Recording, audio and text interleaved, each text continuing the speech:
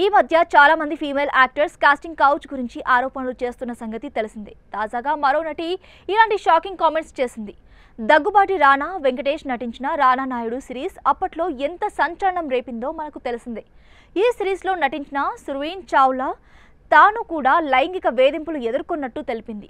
తాను ఎన్నో సినిమాల్లో నటించానని, కానీ కొందరు మాత్రం తనను ఇబ్బంది పెట్టడానికి ట్రై చేశారంటూ తెలిపింది. తాను అప్పట్లో ఓ సినిమా మీటింగ్ కోసం ఓ డైరెక్టర్ క్యాబిన్కు వెళ్లానని, మీటింగ్ అయిపోయాక తిరిగి వస్తుండగా ఆ డైరెక్టర్ తనను లాగి ముద్దు పెట్టుకోబోయాడని చెప్పింది.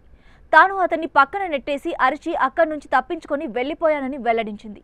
ఓ సౌత్ సినిమా డైరెక్టర్ కూడా తనకు కమిన్ కోసం అతని ఫ్రెండ్తో తనను అడిగించాడని ఆరోపించింది. ఇలాంటివి చాలాసార్లు జరిగాయని, ఒప్పుకోకపోతే అవకాశాలు కూడా ఇవ్వలేదని చెప్పింది.